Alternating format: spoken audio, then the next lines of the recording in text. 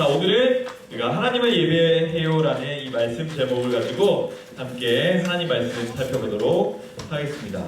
여러분, 어떤 기관이나 이 단체들을 보면 그곳을 상징하는 마크나 아니 문양 같은 게 있는데, 여러분도 한 번쯤은 다 보았을 만한 이 다음 세 기관, 경찰청, 소방청, 그리고 대한민국 공군, 이 마크에 공통적으로 등장하는 것이 있는데 무엇일까요? 독수리. 독수리. 무궁화. 무궁화? 무궁화, 그렇네. 무궁화도 있네. 또 뭐가 있죠? 날개. 날개죠. 네, 맞아요. 네, 황금색, 색깔도 비슷한 게 있고, 되게 다양하게 많죠? 그런데 오늘 전사님이 여러분에게 말하고 싶은 것은, 특별히 공통적으로 말하고 싶은 것은 바로 새예요, 새. 이 경찰청 마크에는 이 참수리라는 새고, 그 다음에 소방청 마크에는 이 새매고, 그 다음에 이 공군 마크에는 이 독수리가 새겨져 있어요. 이 새들이 가지고 있는 공통점이 있는데 바로 강하고 용맹스럽고 매우 위첩하다라는 것인데, 이 단체들은 왜 이 새들을 이렇게 마크로 사용을 했을까요, 여러분? 멋있어서. 또 무슨 이유가 있을까? 그렇게 되려고. 간지나려고. 맞아. 자, 여러분도 잘 아시다시피 이 경찰과 소방관과 군인은 이 국민의 안전과 평화를 책임지는 일을 하고 있어요. 그래서 이 용맹스럽고 민첩하고 그리고 이렇게 강한 이런 새처럼 언제나 국민을 지키겠다라는 그 마음을 나타내기 위해서 이 새가 그려진 마크를 사용해요. 경찰 그리고 소방관, 군인은 언제 어디서든지 국민을 위해서 일을 할 준비를 하고 있어요. 국민의 안전과 평화를 지키는 것이 바로 이들이 가지고 있는 사명이기 때문이에요. 여러분, 사명은 내 기분에 따라 해도 되고 안 해도 되고 하는 것이 아니에요. 자신에게 맡겨진 일을 최선을 다하는 것이 바로 사명이에요. 사명. 특별히 기독교에서, 우리가 믿는 기독교에서 말하는 이 사명이라는 것은 하나님께서 특별히 맡기신 거룩한 일을 사명이라고 말하고 있어요.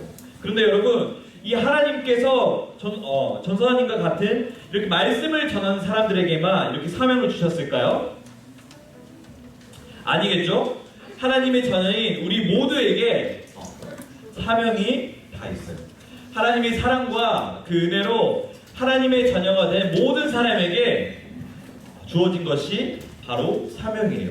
나이가 많든 적든 남자든 여자든 아무런 상관없이 하나님의 자녀라면 누구나 이 사명을 기억하며 또한 지키며 살아가야 돼요.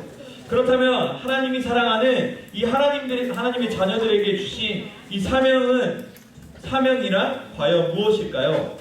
이 질문에 대한 답이 오늘 우리가 읽은 이 시편 말씀에 나와 있어요. 하나님은 이 시편을 노래한 이 시인의 고백을 통해 우리에게 이렇게 말씀하고 계세요. 우리 한 목소리로 함께 읽어보도록 하겠습니다. 시작! 하나님을 예배해요. 우리 더 큰 목소리로 읽어보겠습니다. 시작! 하나님을 예배해요. 오늘 말씀에 나오는 이 시인은 자신에게 하나님께서 특별히 맡기신 거룩한 일, 즉 자신의 사명이 하나님을 예배하는 것임을 알고 있었어요. 그래서 시인은 평생토록 하나님만을 예배하는 사람이 되겠다고 고백하고 다짐했어요. 내 영혼아, 하나님을 찬양하라. 나는 평생 하나님을 높여 찬양할 것이다. 시인이 고백했던 이 고백처럼 우리도 평생 하나님만을 예배하는 예배자가 되겠다고 다짐하는 저와 여러분이 되었으면 좋겠습니다.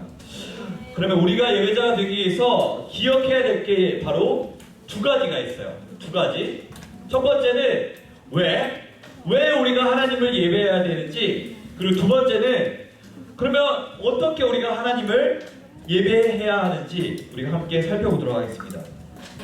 여러분, 예배는 우리가 그냥 아무 이유 없이 드리는 것이 아니에요. 찬양합니다. 야, 조용히 해봐. 야. 주님 만날. 왜? 이게 예배일까요, 여러분? 오늘 여러분 찬양했을 때 여러분 모습 한번 생각해 보세요. 예배합니다. 아, 다리 아파. 언제까지 서 있어야 돼? 여러분, 여러분의 모습 한번 잘 오늘 생각해 봤으면 좋겠습니다. 우리가 하나님을 예배해야 하는 분명한 이유가 있어요. 그리고 예배는 여러분 아무렇게나 드리는 것이 아니에요. 하나님이 우리에게 허락하신 방법대로 예배를 드리는 것이 굉장히 중요해요. 그렇다면 먼저 우리가 왜 하나님을 예배해야 할까요? 우리가 하나님을 예배해야 하는 첫 번째 이유는 하나님께서 이 세상을 창조하셨기 때문이에요. 지난 10일 이 아카데미 시상식에서 한국 영화 기생충이 사관왕을 차지했는데 전 세계적으로 수많은 사람들이 이 기생충 영화를 향해 칭찬과 박수를 아끼지 않았던 것처럼 우리는 멋진 예술 작품을 보면 야 진짜 멋있다 진짜 칭찬과 우리가 박수를 아낌없이 보내요. 그런데 하나님은 그런 훌륭한 작품을 만든 사람들이 감히 흉내조차 낼 수 없는 하늘과 땅 그리고 수많은 동물과 사람을 만드신 창조주 하나님이세요. 시편 146편을 기록한 시인은 여호와는 천지와 바다와 그 중에 만물을 지으셨다라고 이렇게 고백을 하면서 이 멋진 세상을 만드신 분이 바로 여호와 하나님이라는 사실을 믿고 그것을 입술로 고백했어요. 여러분 전사님이 예전에 미국에 있는 이 그랜드 캐년을 여행한 적이 있어요.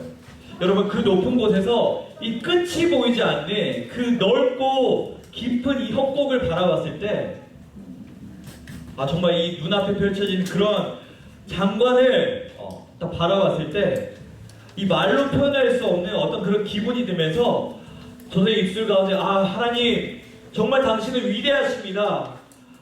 당신께서 만드신 이 자연이 너무나 아름답습니다 라고 고백할 수밖에 없더라고요. 이런 고백이 저절로 나오는데 시인의 고백이 여러분 바로 이런 고백이 아니었을까요? 시편을 노래한 이 시인처럼 우리 역시 세상을 만드신 분이 하나님이심을 믿고 고백해야 돼요. 세상을 창조하신 하나님께서 감사와 하나님께 우리가 감사와 영광을 올려드리는 것이 바로 예배예요. 우리가 하나님을 예배해야 되는 두 번째 이유는 하나님께서 우리를 악에서부터 구원해 주셨기 때문이에요. 시편을 노래하는 시인은 여호와께서 갇힌 자들에게 자유를 주시는도다 라고 이렇게 노래하고 있어요. 사랑하는 여러분, 이 세상에 사는 사람 모두는 한 사람도 빼놓지 않고 죄의 괴롭힘 속에서 살아가고 있어요. 자신이 이 죄의 지배를 당하고 있다는 그 사실도 모른 채 날마다 괴로워하면서 이렇게 살아가고 있어요. 그런데 여러분 충격적인 것은 우리의 삶에서 이 죄의 괴롭힘이 끝이 아니라는 거예요. 그 끝에는 바로 죽음이 기다리고 있어요.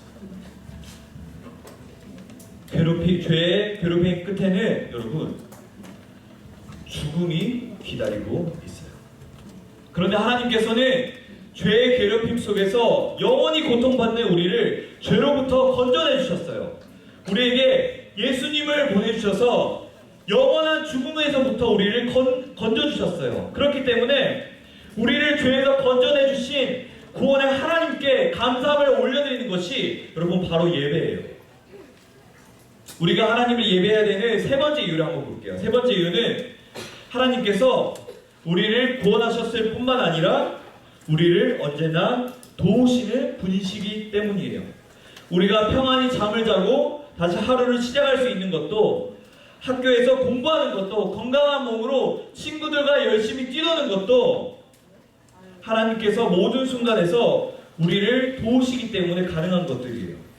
하나님은 우리가 고통받을 때 우리의 어려움을 외면하시는 분이 아니라 우리의 기도를 들으시고 우리의 그 어려움을 도와주시는 하나님이신 줄 믿습니다.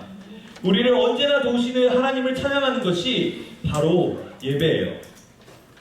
세상을 창조하시고 우리를 구원하시며 지금도 우리를 도우시는 하나님은 우리 예배를 받으시기에 합당한 분이신 줄 믿습니다. 하나님께서 우리 예배를 받으시기에 합당하다라는 말은 하나님은 우리 예배를 받으시기에 자격이 충분하신 분이라는 말이에요. 여러분 아멘이신가요? 네. 그렇다면 예배를 받으시기에 합당하신 하나님을 우리가 어떻게 예배해야 할까요? 먼저 우리는 교회에 함께 모여서 하나님을 예배해야 돼요. 우리는 매주의 아침 약속된 시간과 장소에 함께 모여서 하나님을 예배해요. 매주일 오전 10시 초등부실에서 우리는 초등부 예배를 드리고 있어요. 함께 찬양하고 말씀을 듣고 기도하며 하나님을 우리가 예배하고 있어요. 하나님은 우리가 하나님을 예배하기 위해서 모이는 것을 정말 기뻐하세요. 왜냐하면 우리가 모일 때 우리의 어떤 나의 만족을 위해서 모이는 것이 아니라 바로 하나님의 이름으로 우리가 모이기 때문이에요. 하나님은 당신의 이름으로 모인 그 사람들 가운데 함께 하시겠다고 우리 가운데 약속하셨어요. 하나님의 이름으로 모인 지금 이 시간 우리가 드려지는 이 예배 가운데 하나님께서 함께 하신 줄 믿습니다. 따라서 여러분 우리가 아까 전에 보여줬던 건 예배합니다. 자, 목 아파. 말씀 언제 끝나? 왜 이렇게 길어? 지루해. 여러분 예배의 모습은 이게 아니에요. 우리가 이렇게 대충 예배해서는 안 되겠죠? 여러분 또한 이 예배는 주일에만 또 교회에서만 드려지는 것이 아니에요. 우리가 혼자 있을 때에도 우리는 하나님을 예배할 수 있어요. 여러분이 있는 곳에서 기도하고 말씀을 듣고 찬양으로 하나님께 감사의 고백을 올려드리는 것도 바로 하나님을 예배하는 거예요. 사랑하는 여러분, 하나님은 우리가 혼자 있을 때라도 하나님을 예배하는 사람이 되길 진심으로 원하세요. 그런데 우리가 언제 어디서든지 이 하나님을 예배하는 것 말고도 특별한 예배가 하나가 더 있어요. 바로 우리의 삶, 우리의 말과 행동이 하나님을 높여드릴 수 있는 예배가 될 수 있어요. 우리가 하나님의 은혜를 기억하면서 다른 사람에게도 하나님의 큰 사랑과 은혜를 우리가 나타낼 수 있다면 우리의 삶이 곧 하나님께 드리는 예배가 될 거예요. 만약 우리가 하나님의 사랑으로서 외로운 친구에게 먼저 다가가 말을 건네고 또 친구가 되어주는 것도 곧 삶의 예배예요. 또 우리가 하나님께 영광을 돌리기 위해서 공부를 열심히 하는 것도, 운동을 열심히 하는 것도, 또한 학교 생활도 최선을 다해서 하는 것도, 또 내 건강을 잘 지키는 것도 바로 하나님께 드려지는 예배예요. 사랑하는 여러분, 여러분이 생각하는 가장 행복한 인생은 어떤 인생인가요? 이 사람들은 돈을 많이 가진 사람, 인기와 명예를 많이 가진 사람, 아니면 화목한 가정을 이룬 사람 등등 이런 사람들이 가장 행복한 인생이라고 말을 해요. 여러분 물론 그것이 중요하다는 말이 아니에요. 물론 다 중요한 것들이에요. 우리 친구들 삶에도 이런 복이 가득하길 소망합니다. 하지만 이것보다 더 중요한 것이 있어요. 이 세상에서 가장 행복한 사람은 돈을 많이 가진 사람도 아니고 인기와 명예가 많은 사람도 아니고 화목한 가정을 이룬 사람도 아닌 바로 하나님을 높이며 하나님을 예배하는 사람인 줄 믿습니다. 왜냐하면 하나님께서 하나님을 높이는 사람에게 하나님께서 그 사람을 높여주시겠다고 약속하셨기 때문이에요. 오늘 시편에서는 시인은 이렇게 외쳤어요. 우리 시편 146편 1절에서 2절까지 우리 다시 한번 한 목소리로 읽어보도록 하겠습니다. 시작! 할렐루야! 내 영혼아 여호와를 찬양하라. 나의 생전에 여호와를 찬양하며 나의 평생에 내 하나님을 찬송하리로다. 시편 146편 1절에서 2절 말씀. 아멘. 이 시인의 고백은 하나님만 찬양하고 또한 높이고 예배하며 살겠다라는 이 거룩한 다짐이자 고백이었어요. 시편을 노래한 이 시인의 고백이 오늘 우리가 드려지는 이 믿음의 고백이 되길 진심으로 소망합니다. 우리가 하나님을 높이면 하나님께서 우리를 높이신다고 또한 우리 마음에 큰 기쁨을 주실 줄 믿습니다. 시편을 노래한 이 시인의 고백처럼 내 평생에 하나님만을 예배하겠습니다라고 고백하는 저와 우리 친구들 그리고 우리 선생님 되길 진심으로 소망합니다. 우리 함께 기도하도록 하겠습니다.